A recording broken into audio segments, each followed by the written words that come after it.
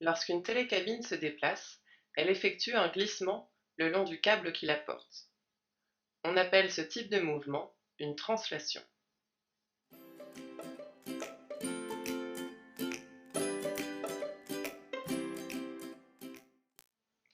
Ici, nous allons considérer la translation qui amène le point M sur le point M'. Je peux faire varier la direction ou l'orientation de ce déplacement.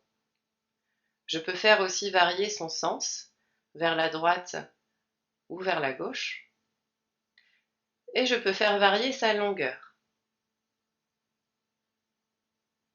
Si je veux obtenir l'image du point C par la translation qui transforme M en M', il faut que le point C effectue le même déplacement. J'obtiens alors le point C'.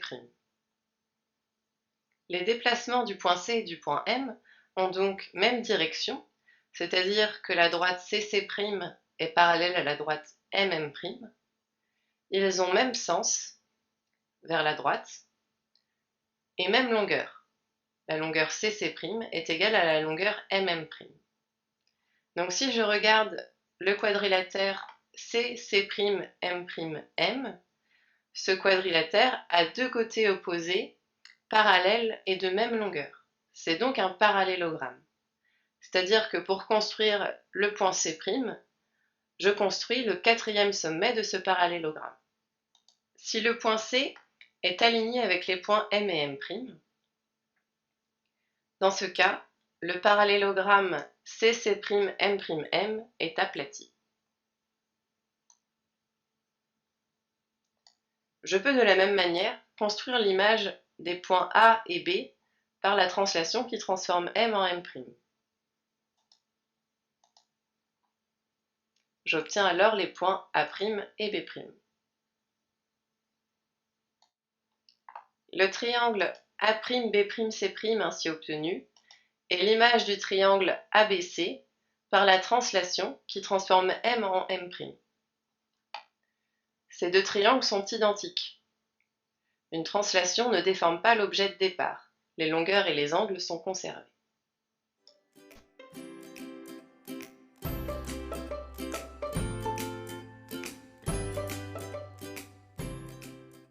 Revenons à notre télécabine. Pour passer du point A au point B, la télécabine effectue la translation qui transforme A en B. Cette année, on parlera de translation de vecteur AB. Mais qu'est-ce qu'un vecteur? On représente le vecteur AB par une flèche d'extrémité A et B. Un vecteur sert à caractériser un déplacement rectiligne entre deux points. Il donne trois indications. La direction du déplacement, ici le long du câble, c'est-à-dire le long de la droite AB. Le sens de ce déplacement, de A vers B, qui est indiqué par la flèche. Et sa longueur, ici la longueur du segment AB. Le point N' est l'image du point N par la translation de vecteur AB. C'est-à-dire que le vecteur NN' a même direction, même sens et même longueur que le vecteur AB. On dit que ces vecteurs sont égaux. À partir de n'importe quel point P du plan, je peux tracer un vecteur égal au vecteur AB. On dit que les vecteurs PP', AB et NN' sont des représentants d'un même vecteur. On appellera par exemple ce vecteur U.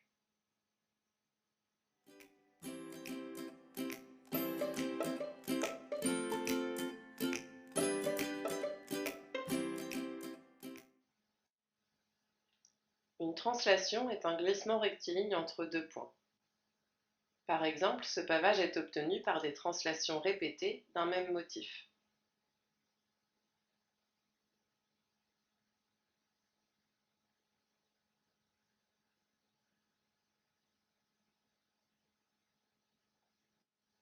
L'oiseau 2 est l'image de l'oiseau 1 par la translation qui transforme A en B. L'oiseau 3 est l'image de l'oiseau 2 par la translation qui transforme B en C. Prenons 3 points A, B, C du plan. On peut construire le point D tel que ABDC soit un parallélogramme. Dans le cas particulier où les points ABC sont alignés, ce parallélogramme est aplati.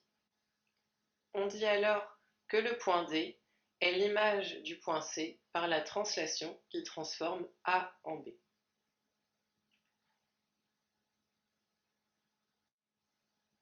La translation qui transforme A en B s'appelle aussi la translation de vecteur AB. Le vecteur AB matérialise le déplacement rectiligne de A vers B. Il indique 3 informations. La direction de ce déplacement, celle de la droite AB, son sens, de A vers B, et sa longueur, la longueur du segment AB. Sur cette carte, on a représenté le mouvement des plaques tectoniques par des vecteurs. Chaque vecteur indique le sens et la direction du déplacement, et sa longueur est proportionnelle à la vitesse du déplacement.